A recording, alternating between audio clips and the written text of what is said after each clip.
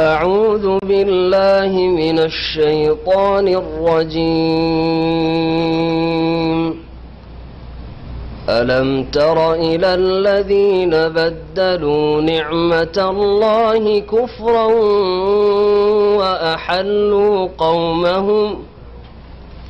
وأحلوا قومهم دار البوار جهنم يصلونها وبئس القرار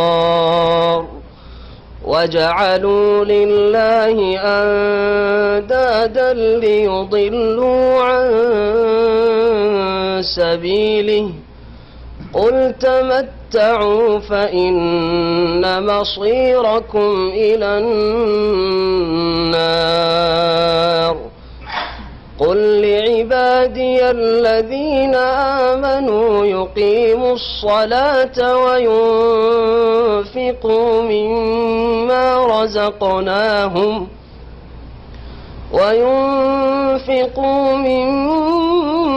رزقناهم سرا وعلانية من قبل أن يأتي يوم لا بيع فيه ولا خلال الله الذي خلق السماوات والأرض وأنزل من السماء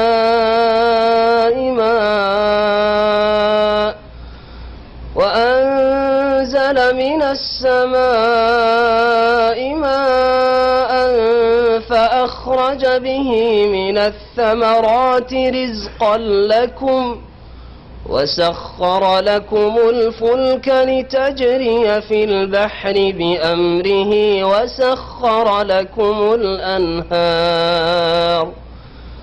وسخر لكم الشمس والقمر دائبين وسخر لكم الليل والنهار وآتاكم من كل ما سألتموه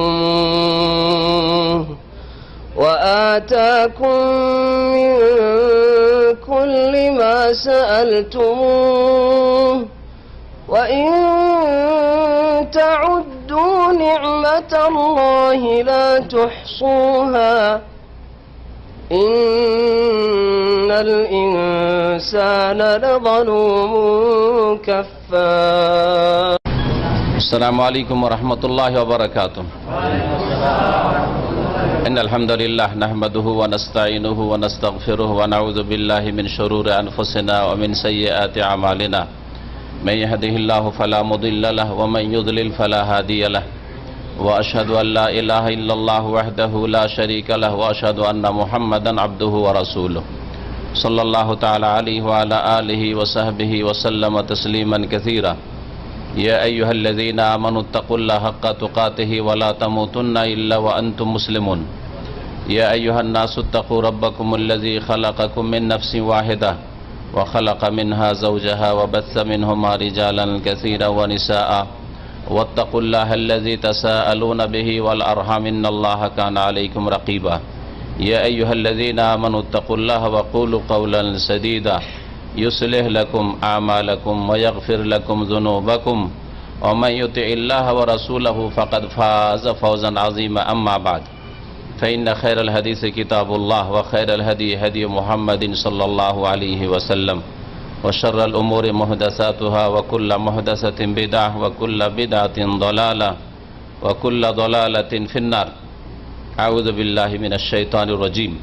وإنك لعلى خلق عظيم.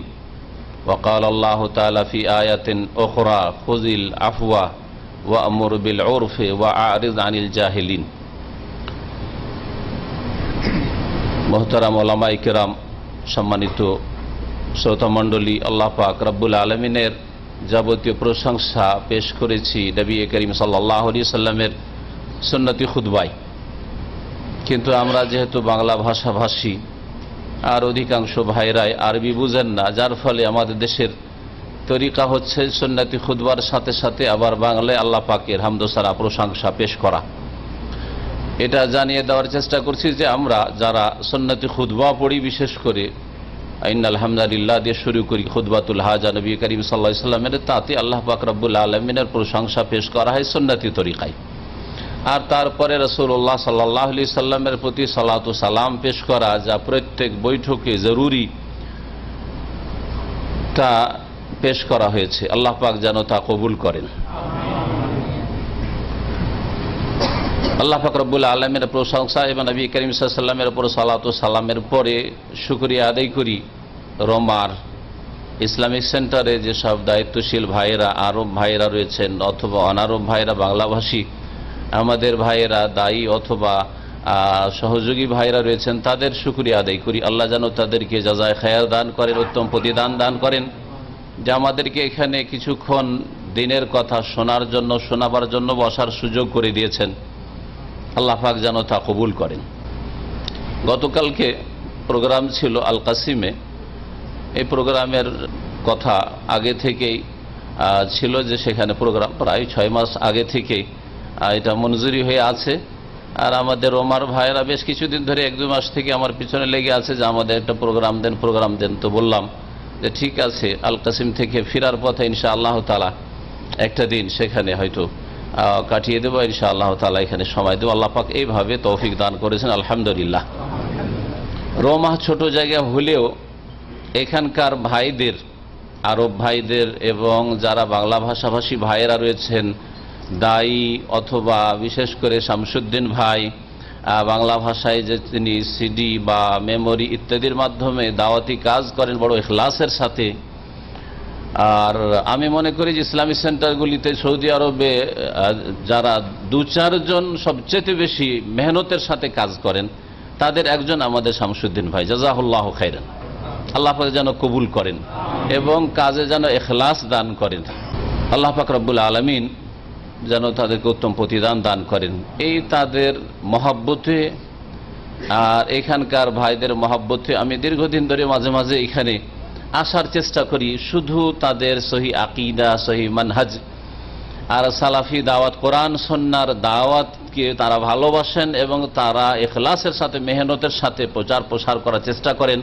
এমনকি আরব ভাইরা এর আগে অনেকবারই যারা হাজির হয়েছেন দেখেছেন যে আরব শেখের আমাদের সাথে থেকেছেন আর তাদের 2-4-5-10 মিনিট কিছু বক্তব্য থেকেছে আর তার অনুবাদ পেশ করা হয়েছে। আজকে বিশেষভাবে বারবার করে তিনি অনুরোধ করছেন আমাদের কাছে, ক্ষমা চাইছেন যে আমার আগে থেকে একটা প্রোগ্রাম রয়েছে, দার্স রয়েছে, সেজন্য থাকতে পারছি না, আমাকে ক্ষমা করে দেবেন, জাযাহুল্লাহ খাইরান। তো এই ভাইদের মহব্বত এখানে ছুটে আসি, সেখানে লোক 10টি হোক আর 20টি হোক আর বেশি হোক আর কম হোক সেটা আমি দেখি না। আর যে কোনো জায়গায় এটাই আমাদের উচিত যে আমরা পরিমাণ দেখব না, কোয়ান্টিটি দেখব না, বরং কোয়ালিটি দেখব। কোরআন এবং হাদিসে কোয়ালিটি দেখতে বলা হয়েছে, আর দুনিয়ার ক্ষেত্রে আমরা কোয়ালিটি দেখে থাকি। লিয়াবলুয়াকুম আইয়ুকুম আহসানু আমালা। আল্লাহ পাক রব্বুল আলামিন বলছেন যে তোমাদের আল্লাহ পরীক্ষা করতে চান তোমাদের মধ্যে কে সবচাইতে বেশি ভালো কাজ করে, সবচাইতে বেশি ভালো কাজ করে। আহসান আল্লাহ বলছেন।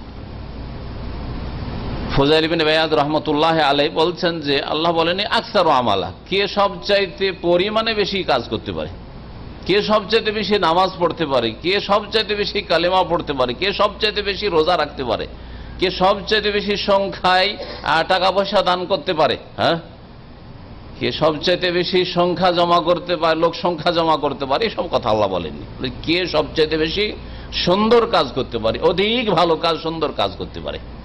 কোয়ালিটির বড় গুরুত্ব রয়েছে। আর কোয়ালিটি তখনই ভালো হবে দিন ইসলামের কাজের, যখন সেই কাজগুলি একমাত্র আল্লাহর জন্য হবে আর একমাত্র দ্বিতীয় শর্ত হচ্ছে রাসূলুল্লাহ সাল্লাল্লাহু আলাইহি সাল্লামের তরিকা অনুযায়ী হবে। এই দুটো শর্ত যদি আপনার প্রত্যেকটি ইবাদত বন্দেগীতে, কালেমার শাহাদাতে, 5 ওয়াক্ত সালাতে, যাকাতে, সিয়ামে, রোজাতে, হজে, উমরাতে, সমস্ত ইবাদত বন্দেগীতে, ফরজ নফলে যদি এই দুটি শর্ত থাকে, দিনের দাওয়াতের কাজ করছেন, যদি আল্লাহর ইখলাস, যার যত বেশি ইখলাস রয়েছে, আল্লাহর সন্তুষ্টির জন্য করেন, দুনিয়ার খ্যাতির জন্য করেন না, দুনিয়াতে আমার কিছু স্বার্থ হাসিল হোক এসব উদ্দেশ্য থাকে না, এইভাবে ইখলাসের সাথে যদি কাজ করেন আর তার সাথে সাথে আপনার প্রত্যেকটি কাজ ইবাদত বন্দেগী যাতে করে রাসূলুল্লাহ সাল্লাল্লাহু আলাইহি সাল্লামের বাতলানো তরিকা মোতাবেক হয়, এই দুটো শর্ত যদি থাকে তাহলে কোয়ালিটি সবচেয়ে ভালো।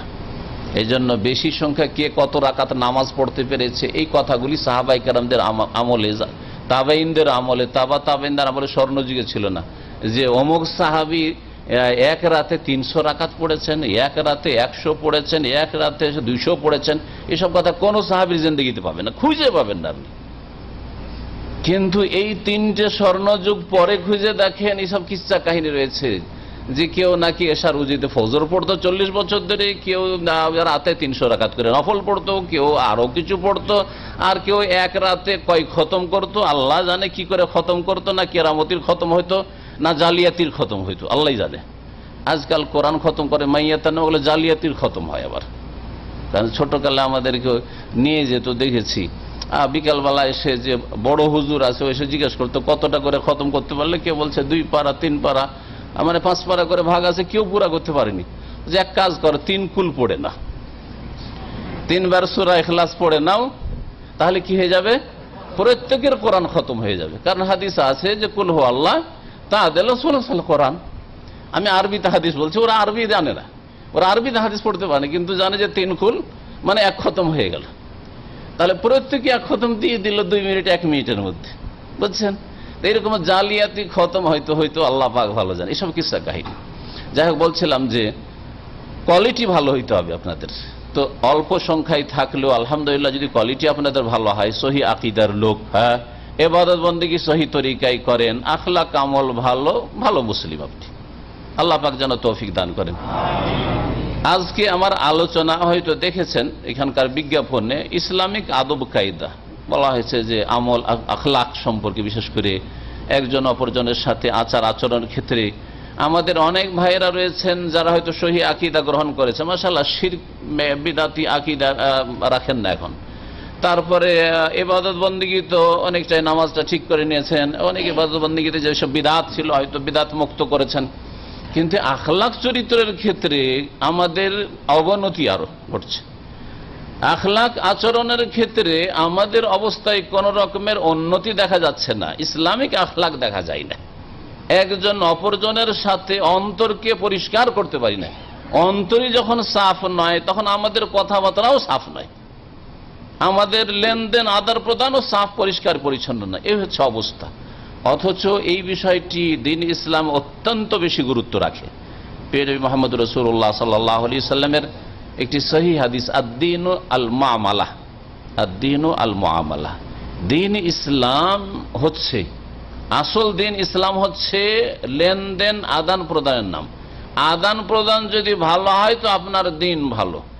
আদান প্রদান মানুষের সাথে লেনদেন, আপনি কি ব্যবহার করবেন আমার সাথে, আর আপনি আপনার সাথে আমি কি ব্যবহার করব, লেনদেন শুধু টাকা পয়সার লেনদেন না, যে কোনো রকমের লেনদেন, সালাম নেওয়া দেওয়া, কথাবার্তা, আপনি কেমন আছেন বলেন, আমি কেমন আছি, আপনি বলেন কেমন আছেন, আমি উত্তরই দিলাম না, আমি বাঁকা হয়ে চলে গেলাম, অথবা হ্যাঁ ভালো আছি কিন্তু আপনার দিকে তাকিয়েও দেখলাম না, ভালো আচরণ করলাম না।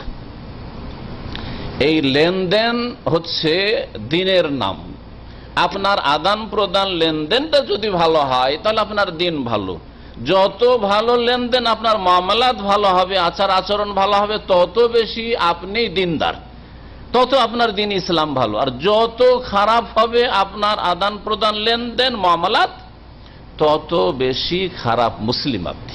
ভালো করে মনে রাখেন, দুনিয়াতেও খারাপ, আখিরাতেও খারাপ, আল্লাহ পাকের নজরেও খারাপ, রাসূলুল্লাহ সাল্লাল্লাহু আলাইহি ওয়াসাল্লামের কাছেও খারাপ, আর মুসলিমদের কাছেও খারাপ, এমনকি অমুসলিমদের কাছেও খারাপ, সকলের কাছে খারাপ। মানুষের আচার আচরণ খারাপ হয়ে গেলে মানুষের কাছেও খারাপ হয়ে যায়। অসৎ মানুষও ভালো মানুষকে ভালো বলে, যে অসৎ সেও ভালো মানুষকে ভালো বলে। সুতরাং আমাদের লেনদেনটা ঠিক করতে হবে, কিন্তু শুরু করতে হবে আকীদা থেকে। আকীদাই যদি ভেজাল থাকে তাহলে শুধু আখলাক দিয়ে কখনো নাজাত পাওয়া যাবে না, জান্নাত পাওয়া যাবে না। না হলে কাফের অমুসলিমদের মধ্যে অনেকে ভালো চরিত্রের ছিল, আর এখনো আছে, আর কিয়ামত পর্যন্ত অনেক কাফের ভালো চরিত্রবান আসবে, কিন্তু শুধু আখলাক চরিত্র দিয়ে জান্নাত পাওয়া যাবে না, আল্লাহর সন্তুষ্টির রেজামন্দি পাওয়া যাবে না। প্রথম আকীদা ঠিক করতে হবে।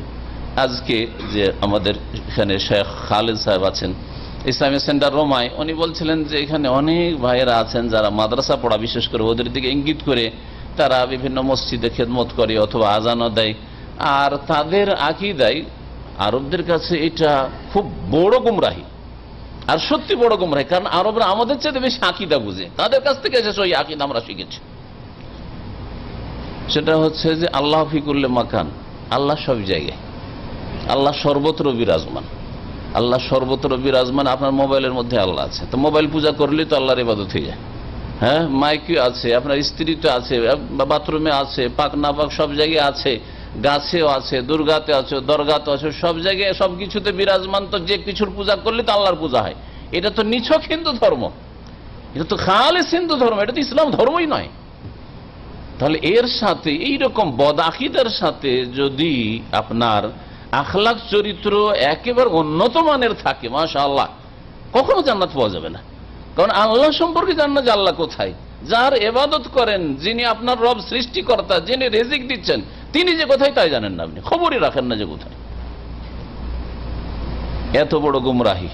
সুতরাং এই বিষয়টি উনি তাম্বিহ করতে আমাকে একটু বলে দিতে বলেছেন, সেই জন্য আপনাদের সামনে পেশ করলাম। মনে রাখবেন যে কখন একজন মুসলিম হতে পারে না যদি সে কোরআন এবং হাদিসের আকীদা বিশ্বাস না করে যে আল্লাহ রাব্বুল আলামিন তার আরশে সমুন্নত আকাশের ওপর, আরশে সমুন্নত আকাশের ওপর। দুটি কথা লাগাবেন, আরশে সমুন্নত শুধু বললেন, আর বিদাতি বললে যে আরশ হচ্ছে আমার কলব, কুল্লুল মুমিন আরশুর রহমান, তার মানে এখানে আল্লাহর আরশ আর এখানে আল্লাহ। হ্যাঁ, তাহলে যত মানুষ তত আল্লাহ, ঠিক না? তো গুমরাহি থেকে গেল। এই জন্য আল্লাহ রাব্বুল আলামিন সৃষ্টির ভিতরে একাকার নাই, সৃষ্টি থেকে ঊর্ধ্বে, সাত আসমান, সাত জমিনের ঊর্ধ্বে আরশ, কুরসি, আর আল্লাহ রাব্বুল আলামিন তার উপরে সমুন্নত। আল্লাহ রাব্বুল আলামিন সৃষ্টি থেকে পৃথক, বা এনন মিন খালকিহি, আহলে সুন্নাত ওয়াল জামাতের আকীদা। সৃষ্টির মধ্যে একাকার হয়ে মিশে নন তিনি, সৃষ্টি থেকে পৃথক। তাহলে আল্লাহর কথা বলা যাবে যে আল্লাহ কোন দিকে আছেন? আল্লাহ কোন দিকে আছেন? উপর দিকে আছেন। আমার দেশের বড় গুমরাহি আলেম সমাজের এক শ্রেণী বলছি এই কথা বলাই নাকি গুমরাহি, আল্লাহর দিক নির্ণয় করা। আল্লাহ বলা যাবে না যে কোন দিকে আছে, সব জায়গায় আছে, তার মানে সব জায়গায় আছে। ওরা বলছে যে লা ইউহাদ্দু ওয়ালা ইউতাসাওয়ারু, হ্যাঁ, তার সম্পর্কে কোনো ধারণাও করা যাবে না, এবং কোরআন হাদিসে থাকলেও তারা মানে না, সবগুলির বিকৃতি করে। তারপরে ঠিক আছে ইউহাদ্দু, ঠিক আছে, তার কোনো তাকে সীমানা দিয়ে পরিবেষ্টন করা যায় না, কিন্তু তার সাথে তাআলা আনিল জিসমে ওয়াল জিহাতে, আমরা তাদের আকীদার কিতাবে পড়েছি, তাআলা আনিল জিসমে ওয়াল জিহাতে, হক আর বাতিলকে একাকার করে দিয়েছে। আল্লাহ রাব্বুল আলামিন দেহ থেকে মুক্ত। জিসিম শব্দ কোরআন হাদিস, জিসিম মানে বডি, দেহ। আল্লাহ রাব্বুল আলামিনের বডির কথা, জিসিমের কথা, দেহের কথা হ্যাঁ আসেনি, নাও আসেনি। আমরা হ্যাঁ বলবো না, নাও বলবো না, ঠিক আছে।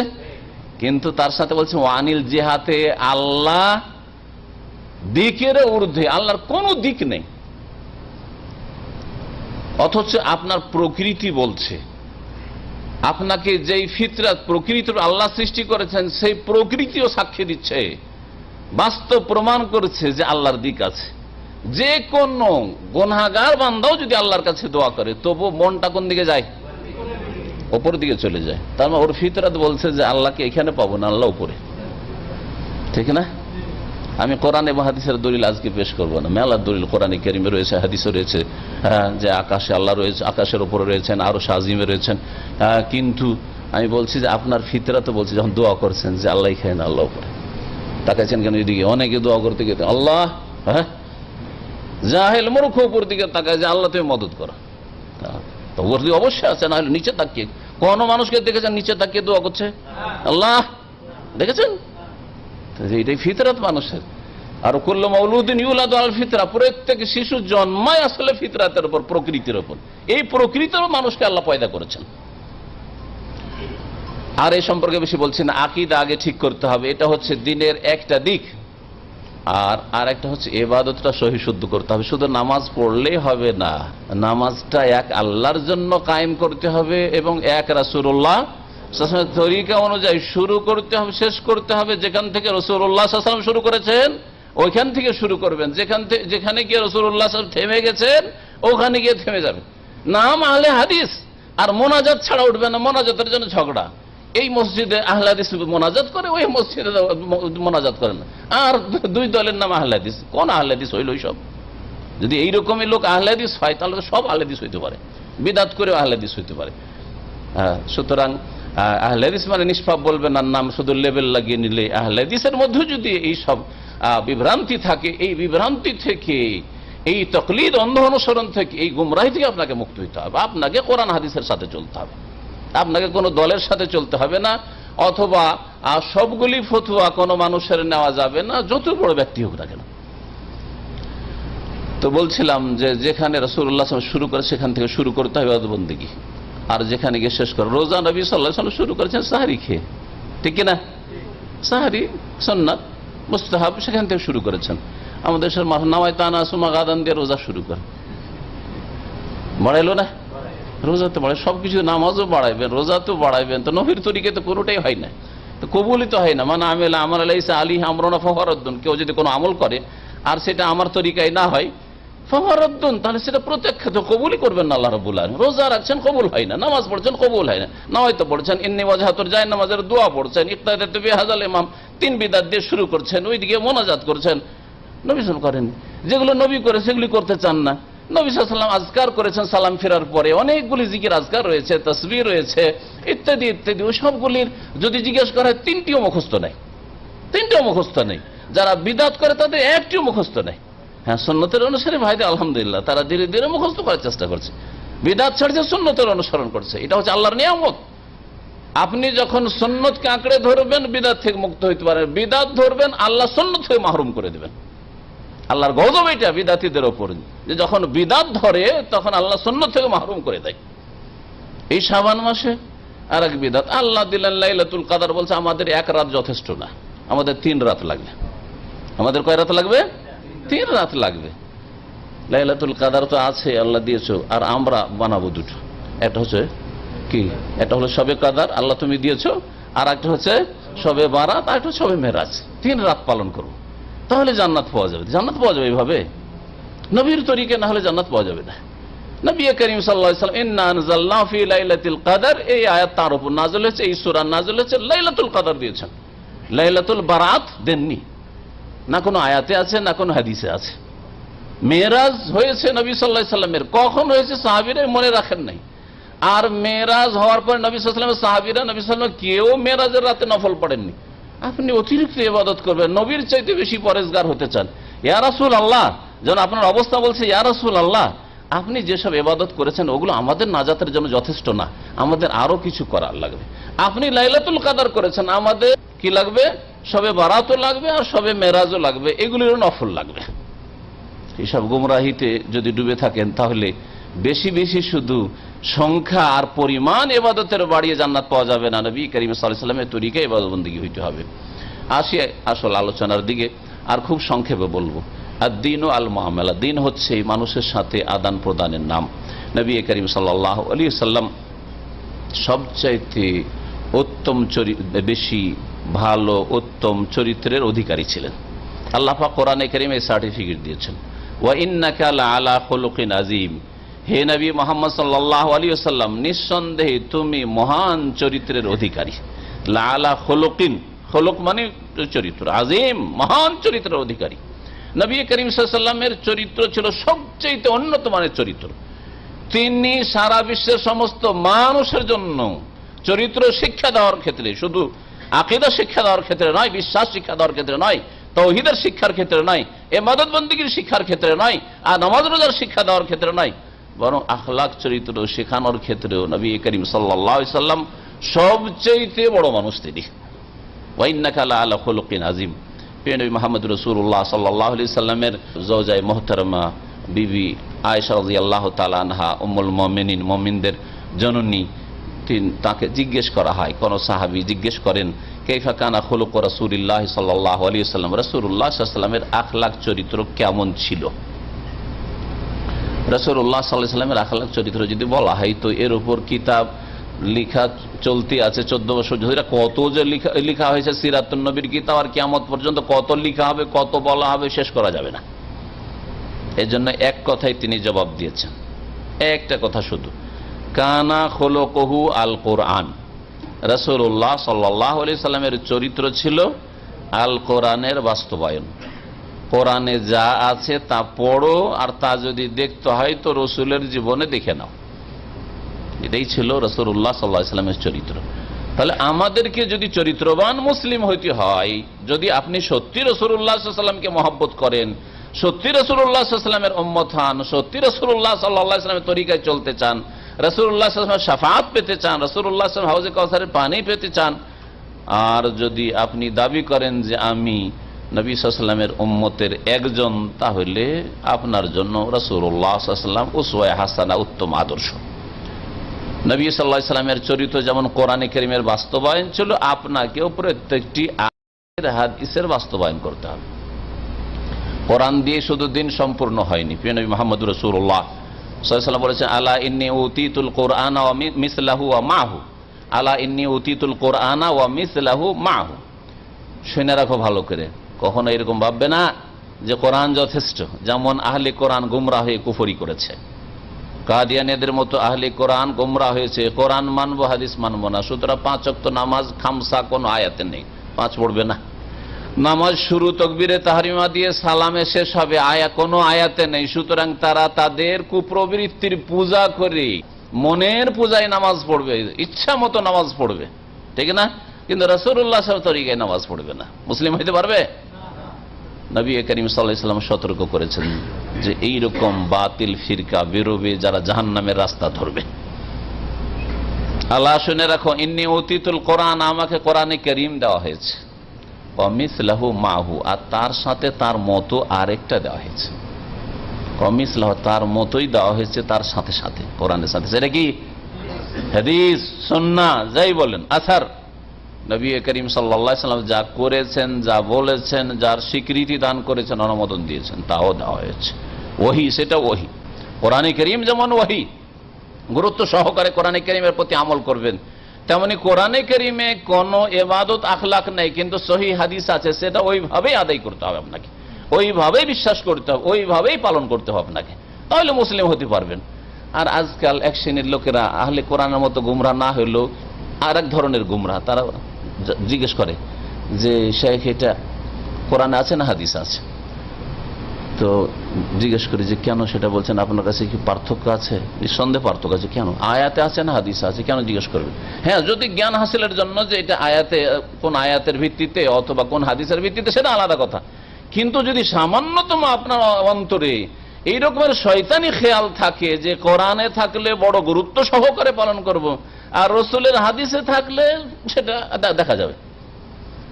যেমন আজকাল দাড়ির সাথে এক শ্রেণীর লোকের আচরণ করে, সুন্নাত বলে দাও মানে অসুবিধা নেই, সুন্নাত সুন্নাত তালা সুন্নাত, সুন্নাত মানে অসুবিধা নেই, জবাই করো।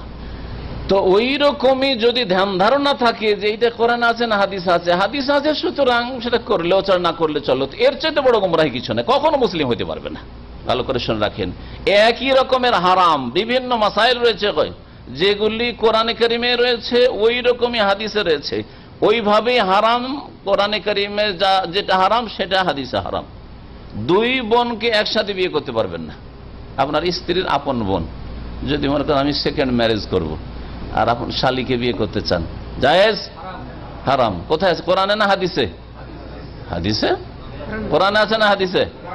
কোরআনে। ওয়া আন তাজমাউ বাইনাল উখতাইন, আল্লাহ বলছেন, আল্লাহ এটাও হারাম করেছেন যে 2 বোনকে তুমি একত্রিত করবে, একসাথে তোমার বিবাহ বন্ধনে রাখবে, কোরআনের বিধান এটা।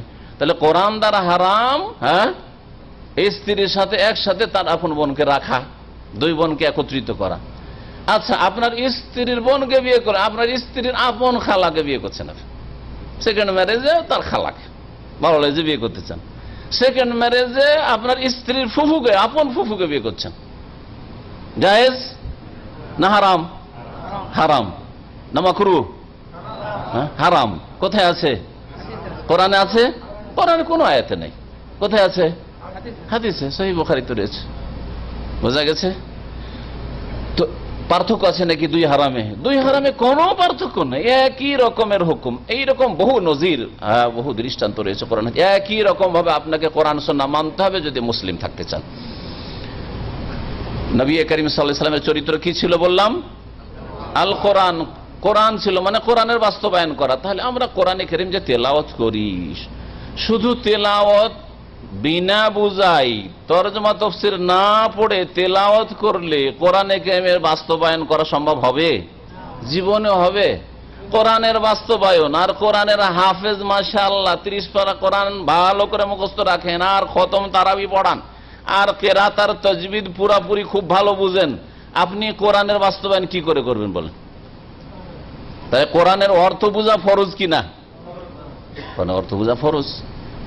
যে আয়াতগুলিতে আকীদার কথা আছে আকীদার বাস্তবায়ন করতে, যে আয়াতগুলিতে ইবাদতের কথা আছে ইবাদতের বাস্তবায়ন করতে হবে, যে আয়াতগুলিতে আখলাক মুআমালাত আদান প্রদানের কথা রয়েছে, আচার আচরণের কথা রয়েছে, সেগুলির বাস্তবায়ন করতে হবে। তাহলে কোরআনের অর্থ বুঝতে হবে। এই জন্য কোরআন শুধু শব্দগত তেলাওয়াত সেই গুরুত্ব রাখে না, তবে তার ফজিলত আছে সেটা আলাদা কথা।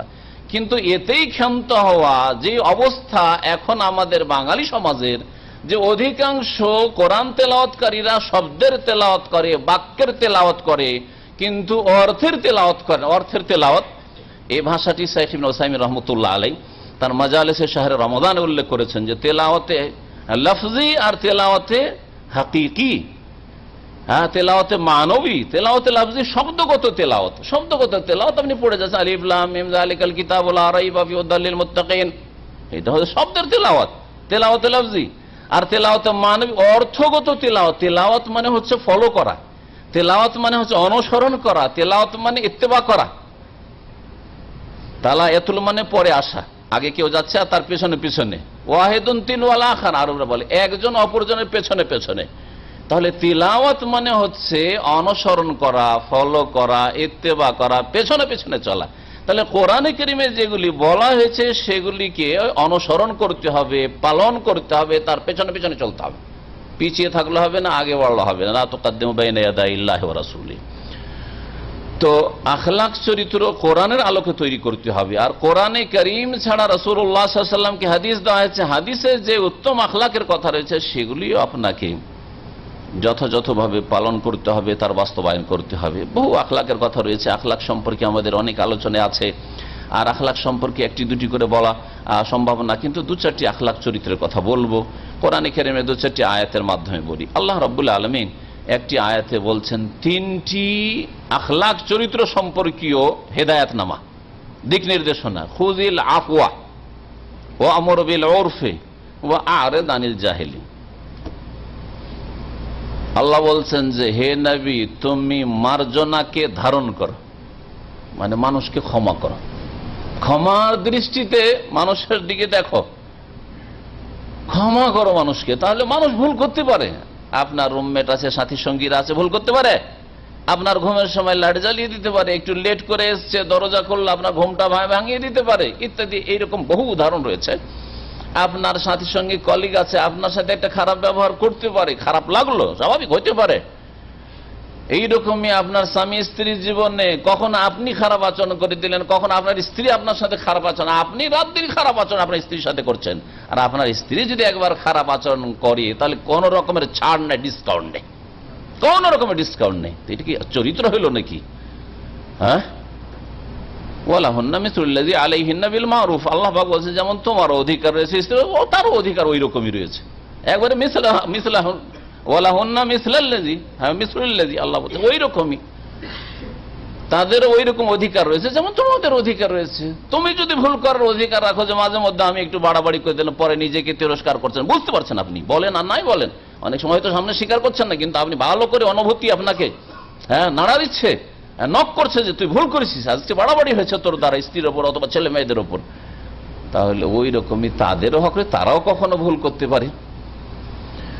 তো বলছিলাম যে আল্লাহ রাব্বুল আলামিন মার্জনা করতে বলেছেন, মাফ করতে বলেছেন, সেটাকে ধারণ করে খুদ ধারণ করতে বলেছেন। তাহলে শুধু আমরা অনেক সময় মাফ করি, হ্যাঁ সমাজের লোকেরা নিয়ে বসে গেছি, এখন সবাই মাফ করতে বলছে বলে মাফ না, নিজের থেকে স্বেচ্ছায় মাফ করতে হবে, হ্যাঁ নিজে খুশি হয়ে মাফ করতে হবে, নিজে থেকে আগে বেড়ে ক্ষমা করতে হবে। এইরকম যেন আমাদের দৃষ্টিভঙ্গি থাকে, আচার আচরণ থাকে। ওয়া আমর বিল উরফি, আর মানুষকে ভালো কাজের নির্দেশ দাও, উপদেশ দাও, ভালো কাজের কথা বলেন। তাহলে গঠনমূলক কথা বলবেন, চলাফেরার ক্ষেত্রে, আচার আচরণের ক্ষেত্রে এমন কোন কথা বলবেন না যেটাতে ভাঙচুর হয়, হ্যাঁ, ভাঙন ধরে, বরং গঠনমূলক যেন বিষয় থাকে এইরকম কথা বলেন। আমরা কথাবার্তা বলতে গিয়ে কিন্তু ঝগড়া হয়। আমাদের অনেক দিনী ভাইরা আছেন যারা তৌহিদের দাওয়াত, সুন্নতের দাওয়াত দিতে গিয়ে, সহিহ আকীদার দাওয়াত দিয়ে গিয়ে, সহিহ নামাজের দাওয়াত দিতে গিয়ে এরকম ধারণা রাখে যে আমার কথা মানবে না, আমি কোরআনের কথা বলছি, রসুলের হাদিসের কথা বলছি, মানবে না, জবরদস্তি তোকে মানিয়ে নেব। এদিকে আল্লাহ বলেছেন নাকি জবরদস্তি মানিয়ে নিতে হবে? যেমন বিদাতি মনে করে যে আমরা মোনাজার আর বহাস করা মানে কি আমাদেরটা মানিয়ে নেব, যে কোনো কিছু দিয়ে হোক, যে কোনো উপায় হোক মানিয়ে নেব। আপনিও যদি ওই রকম বিদাতি তরিকা অবলম্বন করেন যে আমার কথাটাই ঠিক, তা মানিয়ে নেব, আর আপনার কথা ঠিক, কোরআন হাদিসের দলিল আছে, আপনার কথা ঠিক, আর ঠিকের উপর থাকেন আপনি, কিন্তু জবরদস্তি আপনাকে মানিয়ে নিতে হবে। তুই যদি সোজা হয়ে মানবি না, নরম ভাষায় মানবি না, তো খারাপ ভাষা দিয়ে মানিয়ে নেব, খারাপ ভাষায় মানবি না তো মারপিট করে মানাবো, হ্যাঁ, তর্ক করে মানাবো, হ্যাঁ, জবরদস্তি করে মানাবো, ইত্যাদি ইত্যাদি, না কষ্ট দিয়ে মানাবো না। ইসলামী শিক্ষা দেয়নি। ওয়ামর বিল উরফ, ভালো কাজের উপদেশ দেন, আপনি ভালো কাজের উপদেশ দেন। ভালো করতে গিয়ে মন্দ করবেন না। একটা ভালো করতে গিয়ে যদি ওর চাইতে বড় মন্দ হয়ে যায়, এটা নিষিদ্ধ, নিষিদ্ধ শরীয়ত, এইরকম আচরণ করবেন না।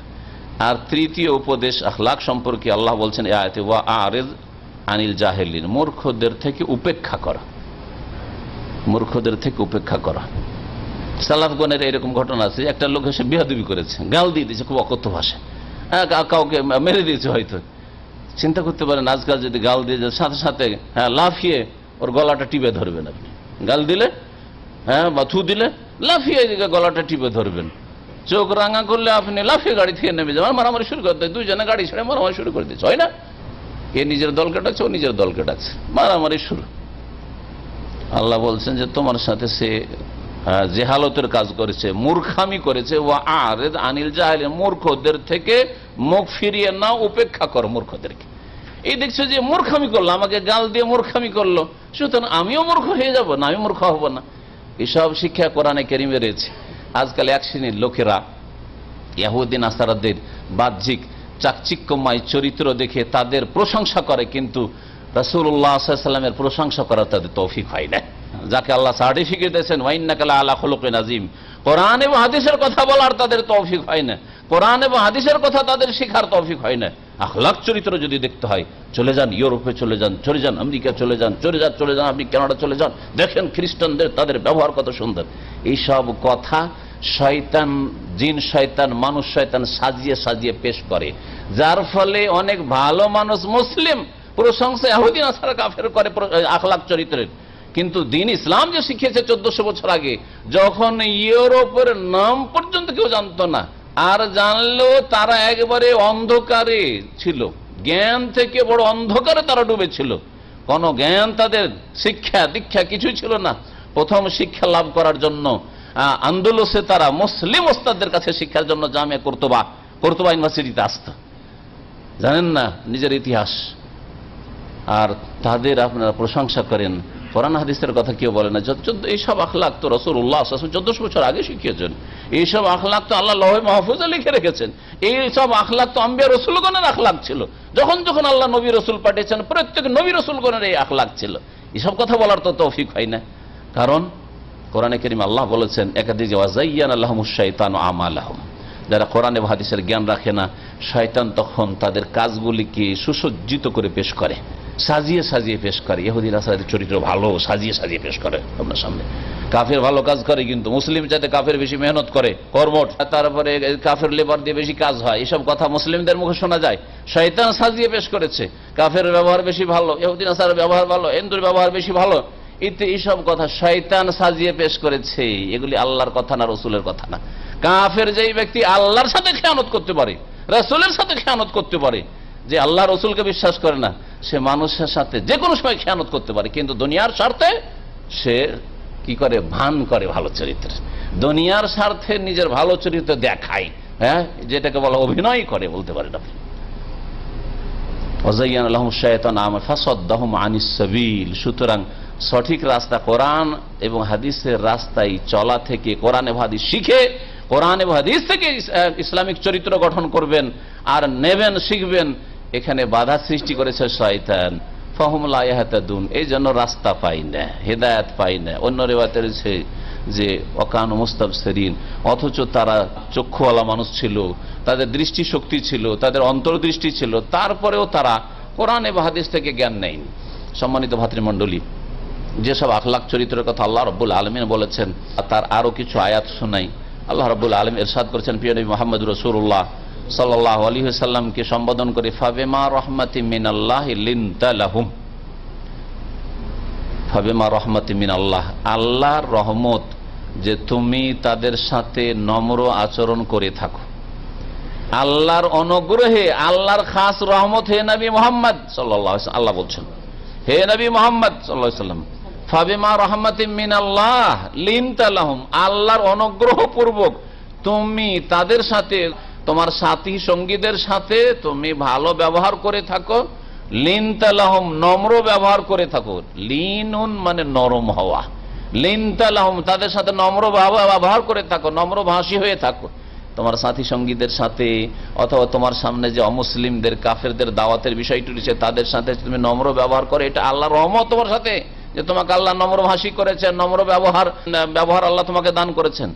ওয়ালাউ কুনতা ফাজ্জান গালিজাল কলব, তুমি যদি নিষ্ঠুর হতে, কর্কশ ভাষী হতে, অন্তর তোমার যদি পাষণ্ড হইতো, অন্তর যদি শক্ত হইতো তোমার, আর তোমার ব্যবহার চরিত্র যদি খারাপ হতো, লান ফাদ্দু মিন হাওলিক, তোমার চারপাশে থেকে লোকেরা পালিয়ে যেত।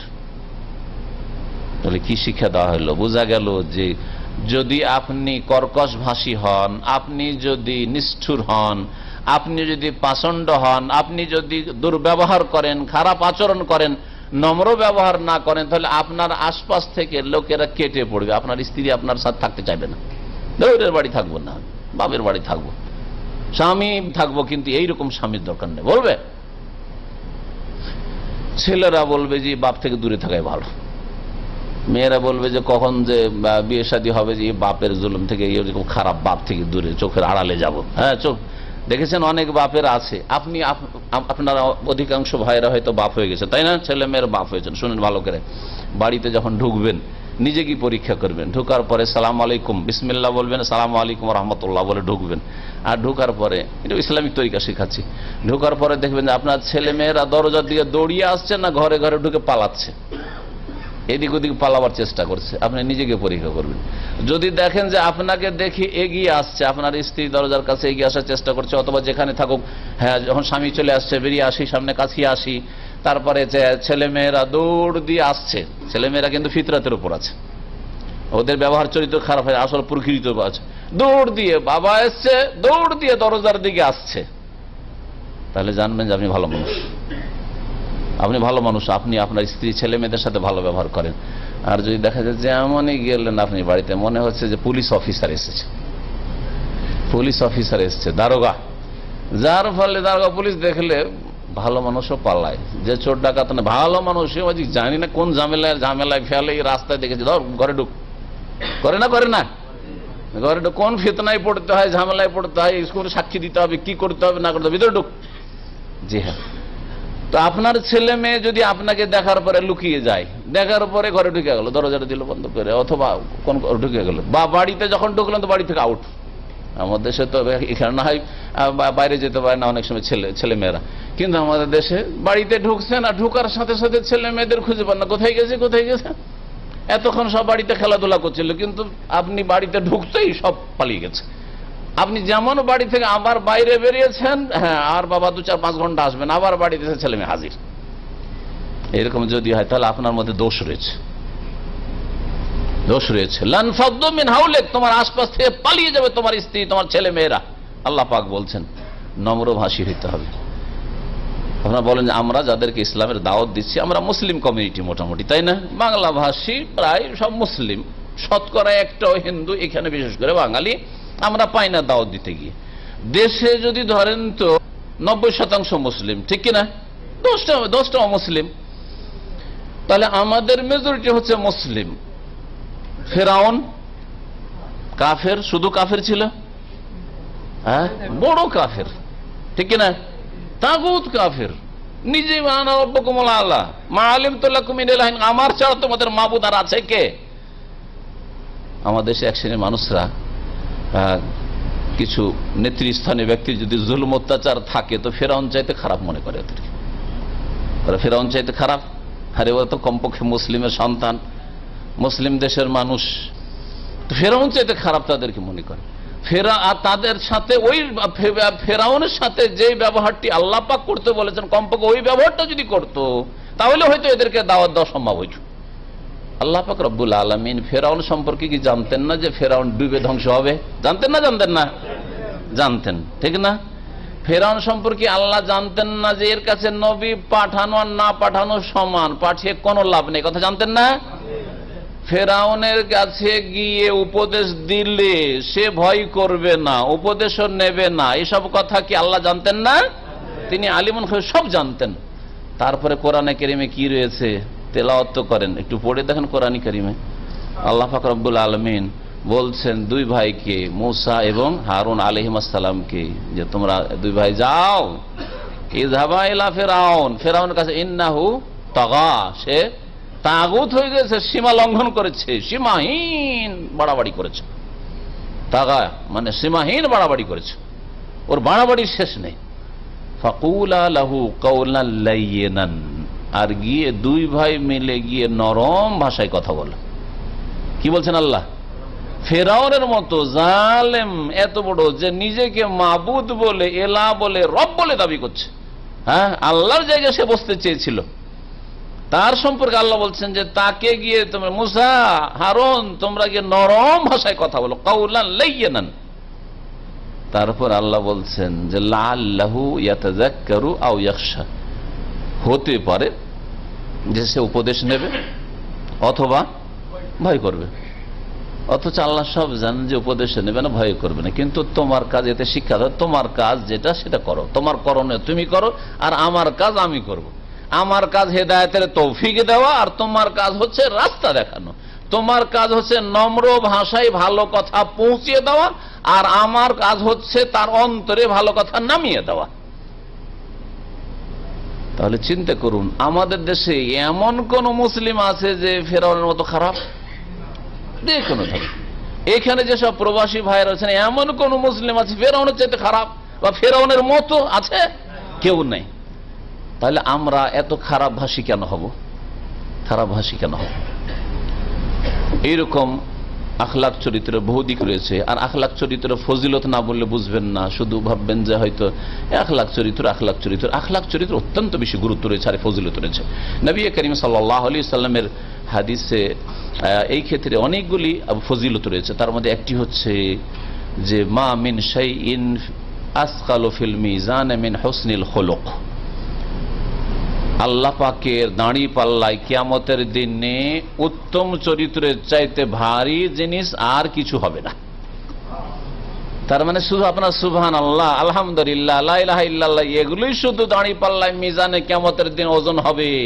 আর নামাজ আর যাকাত আর রোজা আর হজ ওমরা এগুলি শুধু ওজন হবে, হ্যাঁ, আর আপনার উত্তম চরিত্রটা ওজন হবে না। ভাই কেমন আছেন? ভালো আছেন? অসুস্থ শুনেছিলাম, আল্লাহ যেন আপনাকে শেফা দান করেন, কি ছেলে মেয়ে সব ভালো আছে, এই যে কথাগুলি বলেন, এগুলো কোনো মূল্য হলো না, এগুলোর কোনো সওয়াব হলো না। আপনি এমনি গেল, আপনার স্ত্রীর খোঁজ খবর নিচ্ছেন, কেমন আছো, ভালো আছো, আর যদি অসুস্থ থাকে একটু গায়ে মাথায় হাত দিয়ে দেখলেন, গায়ে হাত দিয়ে দেখলেন, ছেলে মেয়েদের একটু গায়ে হাত দিয়ে দেখলেন, মাথায় হাত দিয়ে দেখলেন, ইত্যাদি ইত্যাদি। এমনকি কাফেরও যদি হয় তার সাথেও ভালো ব্যবহার এবং অসুস্থতার সময় খোঁজ খবর নেওয়া নবী করিম সাল্লাল্লাহু আলাইহি সাল্লামের সুন্নাত। নবী করিম সাল্লাল্লাহু আলাইহি সাল্লামের দাওয়াতের একটি তরিকা এটাও ছিল। মদিনায় এক ইহুদির সন্তান নবী সাল্লাল্লাহু আলাইহি সাল্লামের কাছে মাঝে মাঝে নাবালক ছেলে আসতো, আর আসার পরে সে খেদমত করতো, কিছু আসতো, ছোট ছেলে, অনেক কাজ খেদমতের কাজ করতো। শুনতে পেলেন রাসূলুল্লাহ সহিহ বুখারীতে হাদিস, শুনতে পেলেন যে ছেলেটি অসুস্থ হয়েছে, খুব অসুস্থ আছে। ইহুদির বাড়ি চলে গেলেন রাসূলুল্লাহ সাল্লাল্লাহু আলাইহি ওয়াসাল্লাম। ওই ছেলেটির একটা সাইয়্যিদুল মুরসালিন, কত বড় মানুষ, চিন্তা করেন। আমরা আমাদের সম্পর্কে আপনি চিন্তা করেন, আমাদের ক্ষেত্রে আমরা হয়তো নিজে ভাবি না। একজন ডাক্তার ভাবেন না যে ছেলেকে দেখতে যাবে, একজন নেতা, একজন চেয়ারম্যান ভাবতে পারেন না যে একটা ছেলেকে, গ্রামের একটা গরিবের ছেলেকে বা একটা হিন্দুর ছেলেকে, প্রতিবেশী আমাদের হিন্দু আছে, হিন্দু ছেলেকে অসুস্থ হয়েছে তাই দেখতে যাবে। আর সৈয়দুল মুরসালিন খাতামুন নবীন মুহাম্মদ রাসূলুল্লাহ সাল্লাল্লাহু আলাইহি সাল্লাম ওই ইহুদির ছেলেকে দেখতে যাচ্ছেন। ফাজাহু ইয়াউদুহু, পরিচর্যার জন্য, খোঁজ খবর নেওয়ার জন্য, বিমার পুরসির জন্য গেলেন, জিজ্ঞাসাবাদের জন্য, কেমন আছো, ভালো আছো। যাওয়ার পরে দেখলেন যে শেষ অবস্থা আছে। নবী করিম সাল্লাল্লাহু আলাইহি সাল্লাম তাকে ইসলামের দাওয়াত দিলেন, বলল তুমি লা ইলাহা ইল্লাল্লাহ পড়ে নাও, আর আমি যে আল্লাহ রাসূল এই কথা তুমি বিশ্বাস করো। তাওহীদের দাওয়াত দিলেন, ইসলামের দাওয়াত দিলেন, কালিমা শাহাদাতের দাওয়াত দিলেন। রাসূলুল্লাহ সাল্লাল্লাহু আলাইহি সাল্লাম, ওই ছেলেটি তখন বাপের দিকে তাকাচ্ছে, নাবালক ছেলে। দেখবেন এইটাই হচ্ছে নাবালক ছেলের প্রকৃতি। আপনার বাড়ি মেহমান এসছে, আর তারপরে যদি আপনার বাচ্চাকে টাকা দেয়, আর আপনার ছেলে যদি ভালো আদবের ছেলে হয়, তো বাপের দিকে তাকাবে অথবা মায়ের দিকে তাকাবে। তার মানে নিতে বলছে না নিষেধ করছে। চোখের ইশারা যদি করেন নেবে না, তো নেবে না, ভালো ছেলে, ঠিক না? ওই রকম ও তাকাচ্ছে, ছেলে তাকাচ্ছে বাবার দিকে, আমার বাবার মতামত কি, যদি হ্যাঁ বলে তো হ্যাঁ বলে দেবো, আমি কলেমা পড়ে নেবো, আর না যদি বলে তো না। তখন ওই ইহুদি দেখছে আমার ছেলে তো শেষ অবস্থায়, ইহুদির মনটাও নরম হয়ে গেছে, বলছে আতে আবুল কাসেম, আবুল কাসেম সাল্লাল্লাহু আলাইহি সাল্লামের কথাটি ওরা রাসূলুল্লাহ বলতো না। রাসূলুল্লাহ বললে তো মেনেই নিত, কালেমা পড়তো, রাসূলুল্লাহ বলতো না। তো নবী সাল্লাল্লাহু আলাইহি সাল্লামকে মোহাম্মদ, যারা বেয়াদব ছিল মোহাম্মদ নাম বলতো, একটু আদব করতো তো উপনাম দিয়ে আবুল কাসেম, কাসেমের বাপ বলতো। যেমন আমাদের দেশে কোনো মানুষের ছোট যদি বড় নাম বলে তাহলে বেয়াদবি, ঠিক না? কিন্তু অমুকের বাবা বলা খানিকটা আদব। আমাদের দেশের মহিলারা স্ত্রী স্বামীর নাম বলবে না, কিন্তু আব্দুল্লাহর বাপ, হ্যাঁ জালালউদ্দিনের বাপ, সলিমউদ্দিনের বাপ বলবে, ঠিক না? তো ইহুদি, তাহলে এই ইহুদি ভালো মানুষ খানিকটা ছিল, খানিকটা ভালো মানুষ ছিল, যার ফলে বলে আতে আবুল কাসেম, আবুল কাসেমের কথা শুনে নাও। তখন ওই ছেলেটি বলে আশহাদু আল্লা ইলাহা ইল্লাল্লাহ ওয়া আশহাদু আন্না মুহাম্মাদান রাসূলুল্লাহ পড়ল, কালেমা পড়ে মুসলমান হয়ে গেল। একটু পরে ইন্তেকাল হয়ে গেল, একটু পরে ইন্তেকাল হয়ে গেল। তখনই নবী করিম সাল্লাল্লাহু আলাইহি সাল্লামের সামনে যখন কালেমা ছেলেটি পড়ে নিল, সাথে আবু বকর ওমর ছিলেন, হাদিস রয়েছে। নবী সাল্লাল্লাহু আলাইহি সাল্লাম বের হলেন তার ঘর থেকে, আর আলহামদুলিল্লাহিল্লাযী আনকাযাহু মিনান নার, সে আল্লাহর অশেষ শুকরিয়া, সমস্ত প্রশংসা, যিনি এই বালকটিকে, ছেলেটিকে জাহান্নাম থেকে রক্ষা করলেন, নাজাত দিলেন। কত হিতাকাঙ্ক্ষী তিনি ছিলেন, কত তাহলে মানুষের ব্যথায় ব্যথিত ছিলেন, কত দরদি ছিলেন। আমি আপনি হয়তো যা আদা খাবি স্বাদ পাবি, এই ভাষাগুলি আমাদের। তুই পাপ করবি, তুই পাপের বোঝা উঠবি, আমার তাতে কি, হ্যাঁ জাহান্নামে যাক, এই ধরনের ভাষা আমরা বলি। এগুলো ভাষা বলা উচিত নয়, বরং আমাদেরকে রহিম হইতে হবে, হ্যাঁ হ্যাঁ দয়ালু হইতে হবে। নবী করিম সাল্লাল্লাহু আলাইহি ওয়াসাল্লামের যে গুণগুলি বলা হয়েছে তার মধ্যে রয়েছে লাকাদ জাআকুম রাসূলুম মিন আনফুসিকুম আজিজুন আলাইহি মা আনিতুম হারিসুন আলাইকুম বিল মুমিনিনা রাউফুর রহিম। এই গুণগুলি রাসূলুল্লাহ সাল্লাল্লাহু আলাইহি ওয়াসাল্লাম আল্লাহ পাক রব্বুল আলামিন সূরা তাওবা বর্ণনা করেছেন, তোমাদের মধ্যে এমন একজন রাসূল এসেছেন, লাকাদ জাআকুম রাসূল মিন আনফুসিকুম, তোমাদের ভিতর থেকে তোমাদের ভাষাভাষী রাসূল পাঠিয়েছে, বলতে যেন সুবিধা হয়। আজিজুন আলাইহি মা আনিতুম, তোমরা যদি কষ্টে পড়ো তাহলে তাকে বড়ই ব্যথা লাগে, কষ্ট লাগে, তোমাদের কষ্ট তিনি চান না। হারিসুন আলাইকুম, আর তোমাদের কল্যাণের জন্য তিনি বড় আগ্রহী, উদ্গ্রীব, তোমাদের কল্যাণ হোক, ভালো হোক, সুখী হও তোমরা, এর জন্য রাসূলুল্লাহ সাল্লাল্লাহু আলাইহি ওয়াসাল্লাম বড়ই আগ্রহী। হারিসুন আলাইকুম বিল মুমিনিনা, আর মুমিনদের সাথে বড়ই তিনি রাউফুন, সহনশীল, দয়ালু। রাউফুন মানে হচ্ছে স্নেহকারী, রহিম, আর রহিম মানে দয়ালু, কাছাকাছি অর্থ। তো আল্লাহ রাব্বুল আলামিন নবী করিম সাল্লাল্লাহু আলাইহি সাল্লামকে রাউফ বলেছেন, রহিম বলেছেন, কত দয়ালু ছিলেন, রাহমাতুল লিল আলামিন, যাকে আল্লাহ রাব্বুনা রাহমাতুল লিল আলামিন বলেছেন। তো নবী করিম সাল্লাল্লাহু আলাইহি সাল্লামের চরিত্রগুলি আমাদেরকে গ্রহণ করতে হবে, তাহলে এর বিপরীতগুলি থেকে বাঁচতে হবে।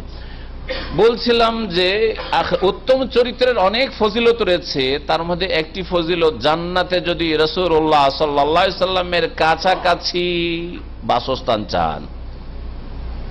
ইন্না আহাব্বাকুম, ইন্না মিন আহাব্বাকুম ইলাইয়া ওয়া আকরাবাকুম মিন্নি মাজলিসান ইয়াউমাল কিয়ামাতি আহসানুকুম আখলাকা, তোমাদের মধ্যে সবচাইতে বেশি প্রিয়তম ব্যক্তি আমার নিকটে, ওয়া আকরাবাকুম মিন্নি মাজলিসান, আর আমার কাছাকাছি অবস্থানের দিক থেকে হবে ওই সব ব্যক্তিরা যারা আহসানুকুম আখলাকা, যাদের চরিত্র বেশি ভালো। তাহলে চরিত্রবান লোকেরা রাসূলুল্লাহ সাল্লাল্লাহু আলাইহি ওয়াসাল্লামের কাছাকাছি জান্নাতে জায়গা পাবে। চরিত্রবান লোকেরা যদি মুমিন হয় তাহলে রাসূলুল্লাহ সাল্লাল্লাহু আলাইহি ওয়াসাল্লামের কাছে সবচেয়ে বেশি প্রিয়। চরিত্রবান না হয়ে যদি চরিত্রহীন হন নবী করিম সাল্লাল্লাহু আলাইহি ওয়াসাল্লামের কাছে এক মহিলার কথা বলা হলো। মদিনায় মহিলা আছে, দুটো মহিলার কথা বলা হলো। একজন মহিলার কথা বলা হলো যে ইয়া রাসূলুল্লাহ, একজন মহিলা রয়েছে তুযকারু মিন কাসরাতি সালাতিহা ওয়া সিয়ামিহা ওয়া সাদাকাতিহা ওয়ালাকিন তুজি জিরানাহা বিলিসানিহা। একজন মহিলা মদিনায় আছে, সে খুব বেশি নফল নামাজ পড়ে, খুব বেশি নফল রোজা রাখে, খুব বেশি দান খায়রাত করে। ফরজ শুধু না, ফরজ নামাজ সবাই পড়তো, চরিত্র খারাপ হইলেও পড়তো আর ভালো। কোন মুসলিম ফরজ নামাজ পড়বে না, এই কথাটি সাহাবায়ে কেরামদের জামানায় মানুষের ধারণাই ছিল না। আজকে নামধারী মুসলিম বেনামাজি হয়, বেনামাজি মুসলিম হয় না। ভালো করে শুনে, বেনামাজি মুসলিম হতে পারে না। সাহাবায়ে কেরামদের ইজমা এর উপর ছিল। সুতরাং আপনি কখনোই কথা ভাববেন না যে আমার চরিত্র ভালো দিয়া জান্নাত চলে যাবে, অথচ 5 ওয়াক্ত নামাজ ঠিক করছিলেন। 5 ওয়াক্ত নামাজ পড়ার পরে এই মহিলা নফল নামাজ খুব পড়তো, তাহাজ্জুদ গুজার, সালাতুদ দুহা, চাষতের নামাজ পড়ে, নফল রোজা রাখে, নফল দান খায়রাত করে। কিন্তু তুজি জিরানাহা বিলিসানিহা, তার ভাষা দ্বারা, কথার দ্বারা পাড়া প্রতিবেশীর মহিলা পুরুষদেরকে কষ্ট দেয়। ভাষা খুব খারাপ, ভাষা খুব খারাপ। প্রিয় নবী মুহাম্মদ সাল্লাল্লাহু আলাইহি সাল্লামকে যখন ওই মহিলার অবস্থান সম্পর্কে, তার পরিণাম সম্পর্কে জিজ্ঞেস করা হলো, মানে হিয়া ফিন্নার, সে জাহান্নামে যাবে। কোথায় যাবে? ফরজ আদায় করে, নফল নামাজ রোজাটি আছে, অনেক আছে, তারপরেও কোথায় যাবে? জাহান্নামে যাবে। তাহলে এই হাদিস স্পষ্ট প্রমাণ করে যে শুধু নামাজ রোজা দিয়ে জান্নাত পাওয়া যাবে না, শুধু সহি আকীদা দিয়ে জান্নাত পাওয়া যাবে না। জান্নাত চিরকালের জন্য জান্নাত হারাম হয়ে যাবে এই কথা বলছে না, কিন্তু জাহান্নামে শাস্তি পেতে হবে।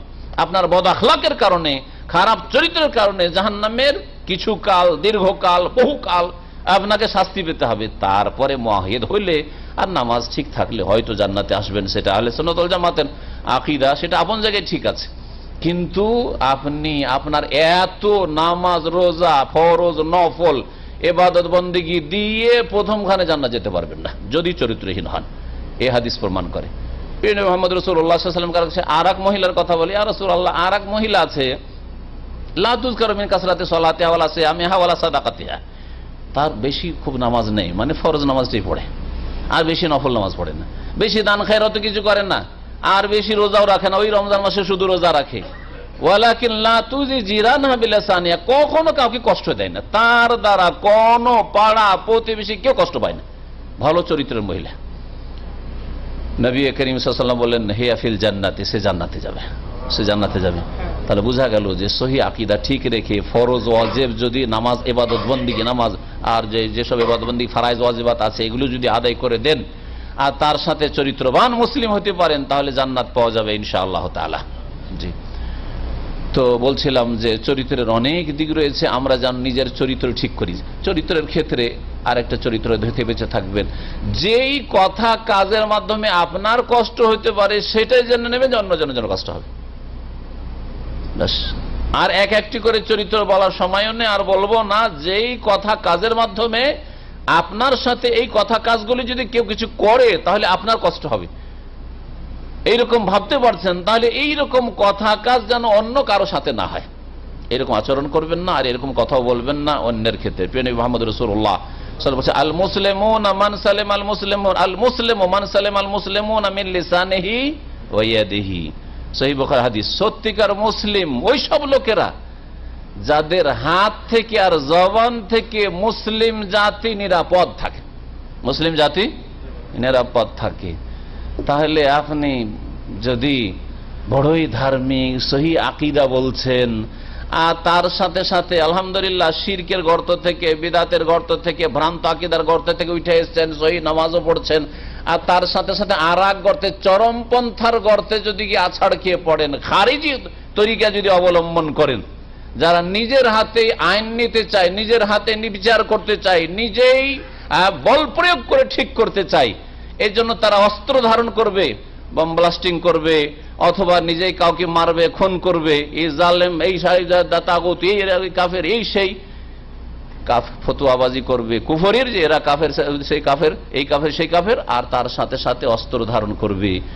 যেই রোগটা মুসলিম সমাজে এই চরমপন্থীরা জন্মেছে, এই খারেজিরা, এটা যদি করা হয় তো বলেন তো এদের হাত থেকে আর এদের জবান থেকে মুসলিমরা কি নিরাপদ?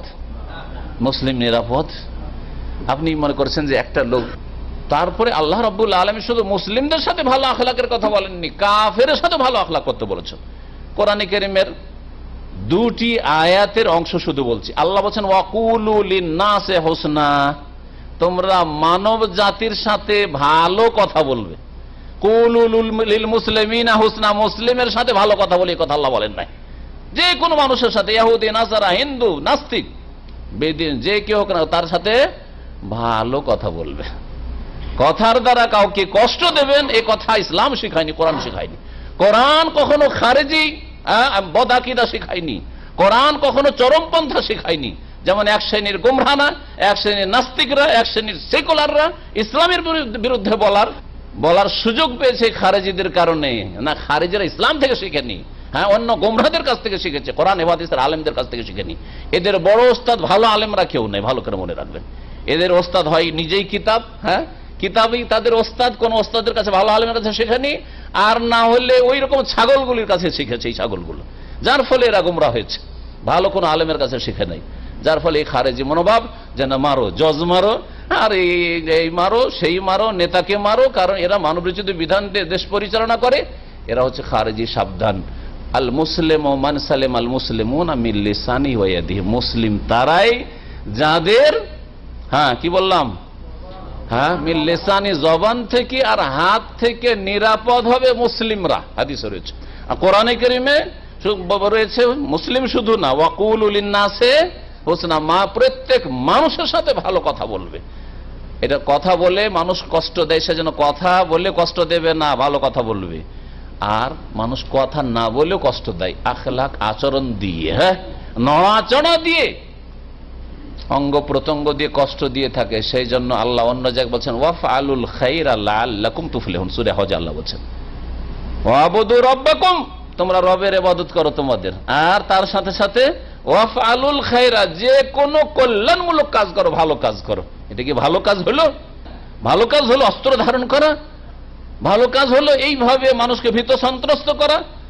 মুহাম্মদ রাসূলুল্লাহ সাল্লাল্লাহু আলাইহি ওয়াসাল্লাম বলেছেন মান হামালা আলাইনা সিলাহা, কেউ যদি আমাদের ওপর অর্থাৎ মুসলিম জাতির ওপর অস্ত্র শুধু উঠায়, আরে অস্ত্র ফুটাইলো না, ফায়ারিং করলো না, ব্লাস্টিং করলো না, শুধু উঠালো একটা অস্ত্র, পিস্তলটা উঠিয়ে এই ফুটিয়ে দেবো, দেখছিস, হ্যাঁ, মুখেও বললো না, শুধু দেখাইলো যে দেখছিস না, একটা চাকুটা বের করে দেখাচ্ছে। মান হামালা আলাইনা সিলাহ, কেউ যদি আমাদেরকে অস্ত্র উঠিয়ে দেখায়, অস্ত্র দেখছিস, ফালাইসা মিন্না, তাহলে আমার দলভুক্ত না, আমার উম্মতের লোক না, নবী করিম সাল্লাল্লাহু আলাইহি ওয়াসাল্লাম বলেছেন।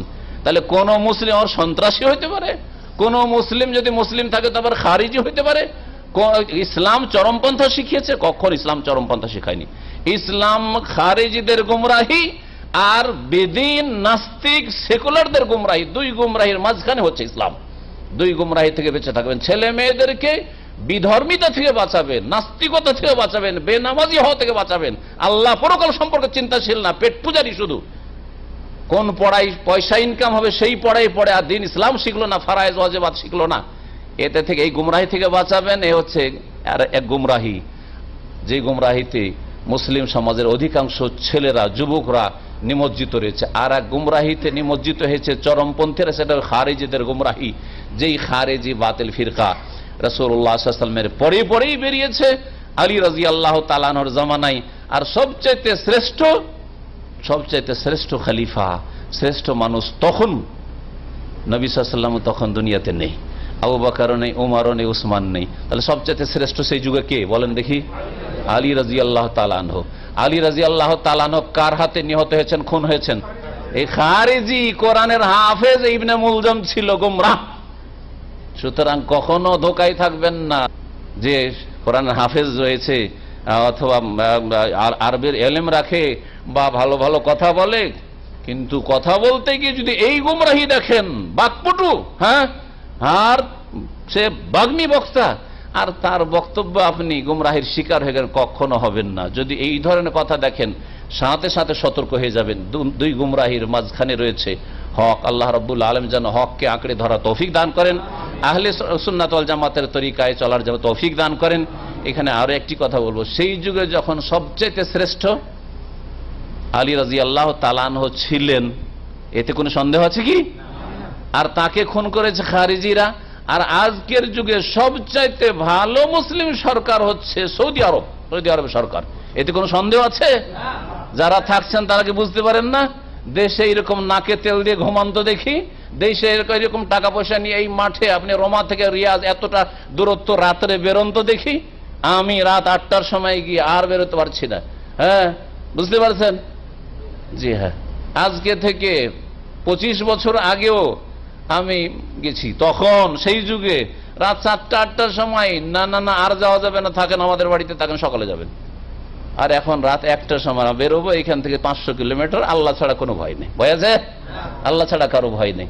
তারপরে শুকরিয়া আদায় করি না আমরা? এত বড় নিরাপত্তা পেয়েছি। আল্লাযী ফালিয়াবুদু রাব্ব হাযাল বাইত আল্লাযী আমানাহুম আল্লাযী আতামাহুম মিন জু' ওয়া আমানাহুম মিন খাউফ। আল্লাহ যে নিরাপত্তা দান করেছেন, আল্লাহ আমাদের খাদ্যের ব্যবস্থা করেছেন, হালাল রিজিকের ব্যবস্থা করেছেন। যত সহজভাবে হালাল রিজিকে সৌদি আরবে পাচ্ছেন, বাংলাদেশে পাবেন, ভারতে পাবেন, কোন দেশে দুনিয়াতে পাবেন? হারামের রাস্তা অনেক খোলা রয়েছে দেশে, কিন্তু হালালের রাস্তা সংকীর্ণ। এখানে হারামের রাস্তা সংকীর্ণ, হালালের রাস্তা প্রশস্ত রয়েছে, ঠিক কিনা? তো আল্লাযী আতামাহুম মিন জু', খিদা লাগলে আল্লাহ খাবার দান করেন, অন্ন দান করেন। ক্ষুধার সময় আল্লাহ সেই ব্যবস্থাও সৌদি আরবে রেখেছেন। ও আমানাহুম মিন খাউফ, আর ভয়ের সময় নিরাপত্তা আল্লাহ দান করে। সেই সব নিরাপত্তা সবচেয়ে বেশি সৌদি আরবে রয়েছে সারা পৃথিবীর মধ্যে। এতে কোনো সন্দেহ আছে? তাহলে এই যুগে যদি সৌদি আরবে যদি এই রকমের কেউ যদি অপকর্ম করে, এই খারেজি মনোভাব রাখে আর খারেজিদের শিক্ষা দেয়, আর সৌদি আরবের বিরুদ্ধে এখানকার শাসকদের, এখানকার ওলামাদের, এখানকার দাওয়াতের বিরুদ্ধে যদি কেউ যদি বিষ ছড়ায়, তাহলে তারা কত বড় গুমরাহ চিন্তা করুন। তারা কি ওই খারেজিদের দল না? হ্যাঁ, তাদের পূর্বপুরুষ কি সেই খারেজিরা নয় যে খারেজিরা আলী রাদিয়াল্লাহু তাআলা আনহুকে শহীদ করেছে? আল্লাহ রাব্বুল আলামিন যেন এদের গুমরাহি থেকে বেঁচে থাকার তৌফিক দান করেন। আল্লাহ রাব্বুল আলামিন ভালো কথা বলতে বলেছেন, ভালো কাজ করতে বলেছেন। আর মনে রাখবেন যে আপনি যদি মুমিন হতে চান, ওয়াল্লাহি লা ইউমিনু, এটা দিয়ে শেষ করেছি, ওয়াল্লাহি লা ইউমিনু, ওয়াল্লাহি লা ইউমিনু। নবী করিম সাল্লাল্লাহু আলাইহি ওয়াসাল্লাম বলছেন, আল্লাহর কসম করে বলছি, মুমিন হইতে পারবে না, মুমিন হইতে পারবে না, মুমিন হইতে পারবে না। কিলা মানে ইয়া রাসূলুল্লাহ, সাহাবীরা বললেন ইয়া রাসূলুল্লাহ কে সে? নবী সাল্লাল্লাহু আলাইহি ওয়াসাল্লাম বলছেন, আল্লাযী লা ইয়ামানু জারুহু বাওয়াইকাহু, যার প্রতিবেশী তার অনিষ্ট থেকে, ক্ষয়ক্ষতি থেকে নিরাপদ নয়। কি জানি কখন যে ক্ষতি করে, হ্যাঁ, কখন যে দংশন করে, কখন যে আমার এর দ্বারা যে ক্ষতি হয়ে যায়, আমার ছেলে মেয়ের ক্ষতি হয়ে যায়, এই ভয় যদি থাকে, সে মুমিন হতে পারে নাই। আর যাকে দেখলে ভয় লাগে না, সালাম আলাইকুম, ওয়ালাইকুম সালাম, সালাম দিলাম, তারও শান্তি চাই, সেও আমার শান্তি চাই। এইরকম পরিবেশ তৈরি করতে হবে। আল্লাহ রাব্বুল আলামিন যেন আমাদেরকে এইরকম ইসলামিক পরিবেশ তৈরি করার তৌফিক দান করেন। যারা ক্যাম্পে আছেন, এক রুমে কয়েকজন আছেন, আপন সাথী সঙ্গীদের সাথে ভালো ব্যবহার করবেন। যারা স্বামী স্ত্রীর সাথে এখানে আছেন অথবা দেশে যাবেন, আপনি একজন স্বামী স্ত্রীর সাথে আপনি ভালো ব্যবহার করবেন, ছেলে মেয়েদের সাথে ভালো ব্যবহার করবেন। ভালো ব্যবহার করলে আপনার ছেলে মেয়েরা ভালো ব্যবহার শিখবে। ছোট বাচ্চা একদিন বলছে যে কোনো বাপকে বলছে যে আব্বু আপনি যে ধমক দিয়ে কথা বলেন, সেই জন্য ভাইয়ারও ধমক দিয়ে কথা বলে আমাকে। আপনি ওদেরকে ধমক দিয়ে কথা বলেন যে সেই জন্য ধমক দিয়ে কথা বলছে, আমাকে ধমক দিয়ে কথা বলছে। এতে আমাকে শিখালো না। আমি একজন বাপ হিসাবে কি শিখলাম আপনি চিন্তা করুন। তার মানে আমি ধমক দিয়ে কথা বলছি, এটা ভালো জিনিস নয়। ধমক দিয়ে যদি কথা বলি, তাহলে এখান থেকে ওই বড় ছেলেরা শিখেছে, বড় ছেলে তখন ওই ছোট ছেলেকে ধমক দিচ্ছে। ছোট ছেলের সেন্স কাজ করছে, কত সূক্ষ্ম অনুভূতি তাদের, কত আসল ফিতরাতের উপর আছে যে আপনি এইভাবে ধমক দিয়ে আর কর্কশ ভাষায় কথা বলেন, সেজন্য আমাকেও বড় ভাইয়েরা তুই করে বা খারাপ ভাষায় কথা বলছে। আপনি যদি ভালো করে তাদের সাথে কথা বলেন, তাহলে আমার সাথেও বা আমাদের সাথেও বড় ভাইয়ারা বা বড় আপারা ভালোভাবে কথা বলবে। আল্লাহ পাক রব্বুল আলামিন যেন আমাদেরকে ভালো কথা বুঝার তৌফিক দান করেন, ভালো কথা জানার তৌফিক দান করেন, অন্তর থেকে মেনে নেওয়ার তৌফিক দান করেন, কোরআনী জীবন গড়ার তৌফিক দান করেন, উত্তম চরিত্র গঠনের তৌফিক দান করেন। সুবহান রাব্বিকা রব্বিল ইজ্জাতি আম্মা ইয়াসিফুন ওয়া সালামুন আলাল মুরসালিন ওয়াল হামদুলিল্লাহি রাব্বিল আলামিন।